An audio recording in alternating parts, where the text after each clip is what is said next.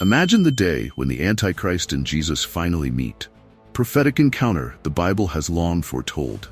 The Antichrist, a shadowy figure destined to rise in the last days, is prophesied to deceive many and challenge God himself. As the scriptures reveal, his ascent to power and cunning manipulation unfold across the sacred text, leading countless souls astray.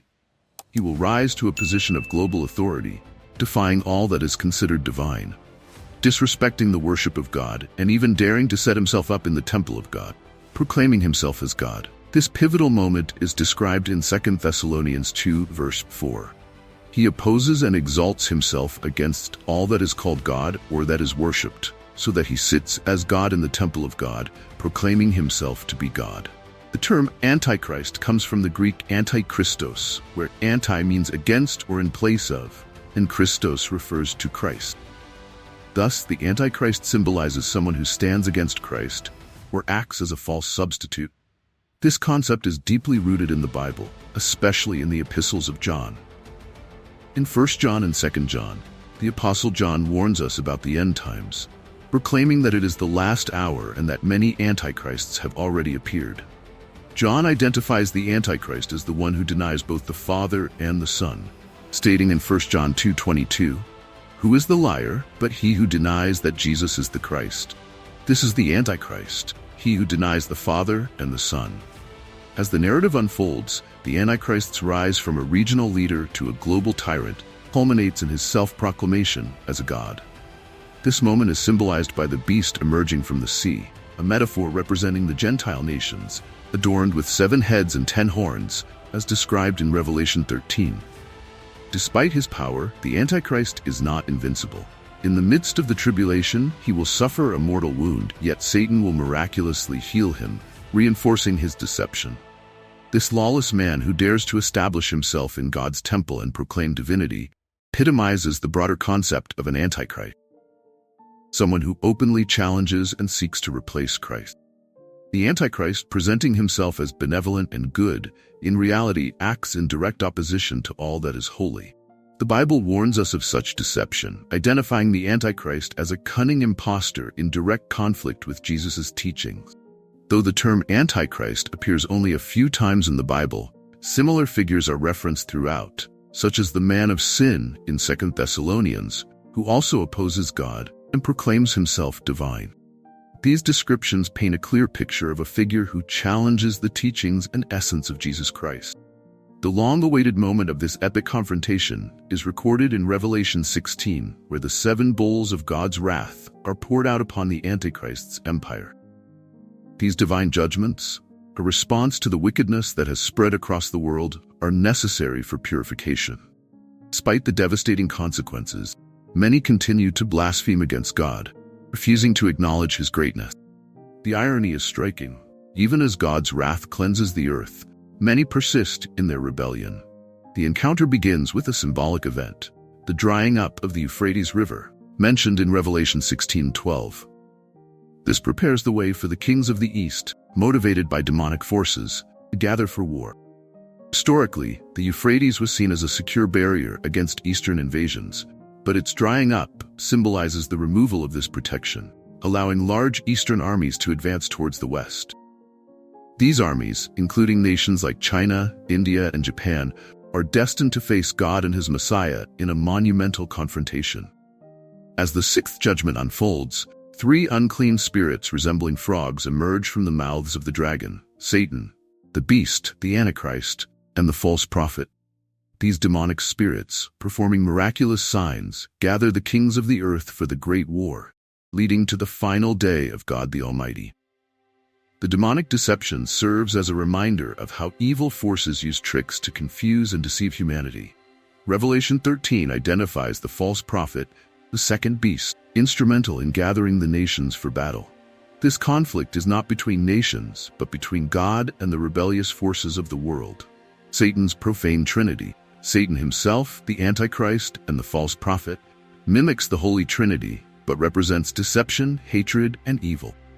The Holy Trinity embodies truth, love, and goodness, while the profane Trinity stands in stark contrast, illustrating Satan's attempts to counterfeit divine truths. In Revelation 12, Satan is depicted as a great red dragon with 7 heads, 10 horns, and 7 crowns, symbolizing his vicious nature. The Antichrist, as described in Revelation 13 and Daniel 7, is the second member of this profane trinity, powerful, sinister figure central to the unfolding of prophetic events. Although the term Antichrist appears only 4 times in the Bible, this antagonist is known by many names, including the Beast, Wicked One, and the Coming Prince, reflecting his complex and multifaceted nature. When the Antichrist finally manifests, people will flock to him, drawn by his influence. The false prophet, third member of the profane trinity, is capable of performing great signs and wonders, including bringing fire down from heaven. He erects an image of the Antichrist for worship and compels all to worship it, executing those who refuse. False prophet also enforces the acceptance of a mark, symbolizing complete devotion to the Antichrist and renunciation of God. This mark, a prerequisite for economic participation, represents allegiance to a system that rejects Jesus Christ, with eternal consequences for those who accept it. Revelation 13:18 reveals the number of the beast, a solemn warning about the trials awaiting humanity in the end time. The return of Christ at the Battle of Armageddon marks a moment of divine intervention. A rider on a white horse, embodying faithfulness and truth, descends from the heavens to wage war in righteousness. His eyes blaze like fire, and on his head are many crowns. Dressed in a robe dipped in blood, he carries a sharp sword to strike down the nations, ruling them with a rod of iron. On his robe and thigh, a name is written, King of Kings and Lord of Lords.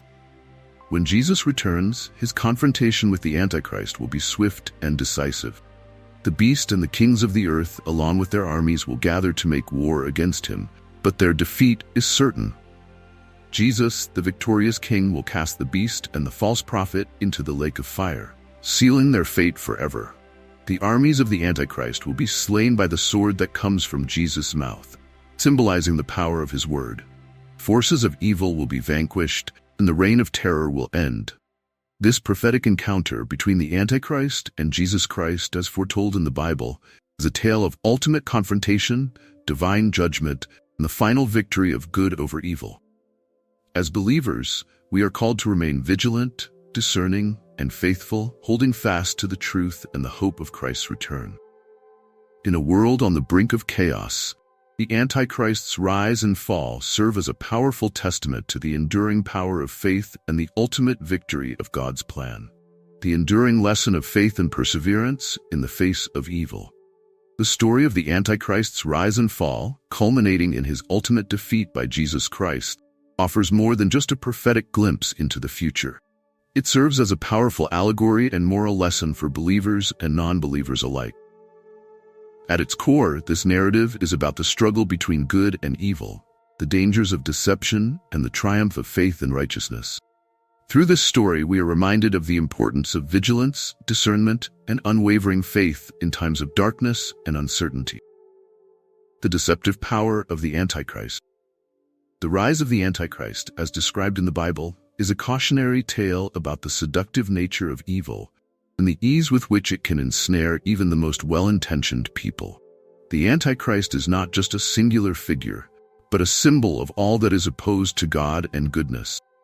His charismatic persona and false promises of peace and prosperity are eerily reflective of the many deceptive forces at work in the world today. These forces often present themselves as solutions to our problems, offering quick fixes and appealing to our desires, but they ultimately lead us away from the path of truth. In the story, the Antichrist's ascent to power is marked by his ability to captivate the masses, convincing them that he is a savior in a world teetering on the edge of chaos. This reflects the reality that people, when faced with fear and uncertainty, are often more susceptible to deception. They seek out leaders who promise security and prosperity, even if these promises are hollow. The lesson here is clear. Discernment is crucial. We must be vigilant in examining the motives and actions of those who claim to have our best interests at heart. Blindly following anyone, no matter how charismatic or persuasive, can lead to devastating consequences.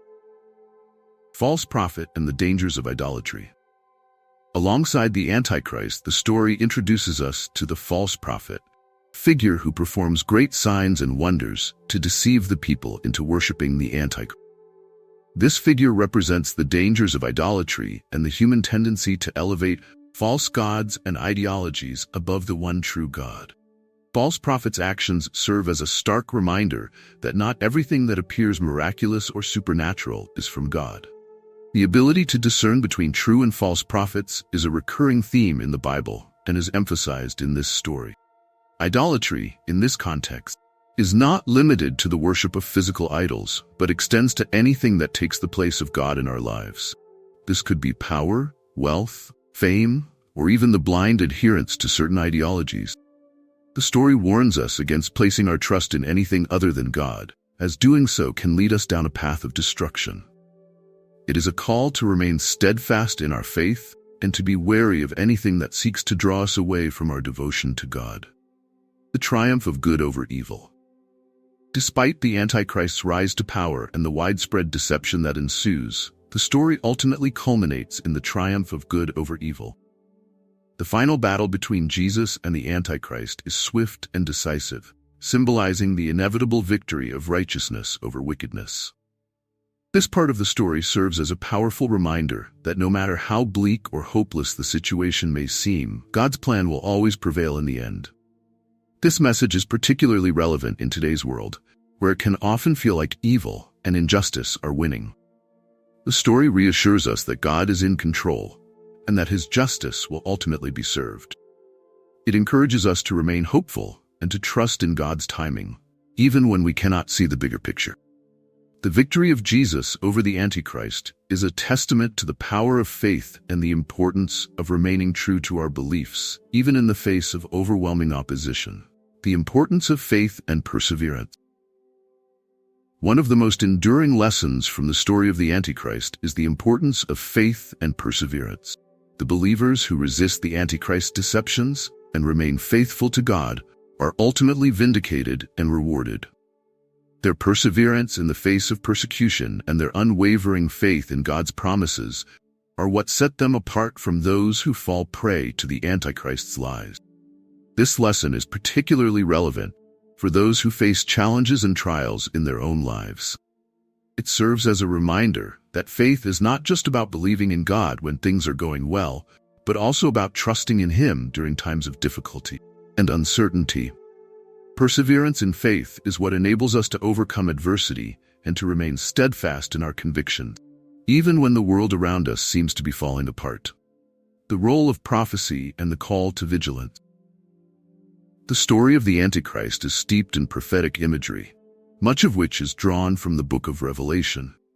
Prophecy in the Bible serves not only as a foretelling of future events, but also as a call to vigilance and preparedness. The warnings about the Antichrist and the end times are meant to encourage believers to stay alert and to guard against the spiritual dangers that lie ahead. In today's context, this means being aware of the many forms of deception and temptation that exist in the world. It means being proactive in our spiritual lives, regularly examining our hearts and minds to ensure that we are aligned with God's will. Call to vigilance is also a call to community, as we are encouraged to support one another in our faith journeys and to hold each other accountable in our walk with God. Conclusion: power of hope and redemption. The story of the Antichrist and his eventual defeat by Jesus Christ is ultimately a story of hope and redemption. It reminds us that no matter how powerful evil may seem, it will never have the final say. God's love, justice, and mercy are stronger than any force of darkness, and His plan for humanity is one of restoration and renewal. For believers, this story is a source of comfort and encouragement, reinforcing the importance of faith, vigilance, and perseverance. It also serves as a reminder that we are not alone in our struggles. God is with us, guiding us, and empowering us to overcome the challenges we face. The triumph of Jesus over the Antichrist is a powerful affirmation of the victory of good over evil and the ultimate fulfillment of God's promises. In a world filled with uncertainty and turmoil, the lessons from this story are more relevant than ever. They call us to stand firm in our faith, to resist the forces of deception and idolatry, and to place our hope in the God who is faithful and true. Through the story of the Antichrist, we are reminded that, In the end, good will always triumph, and that God's light will always shine through the darkness.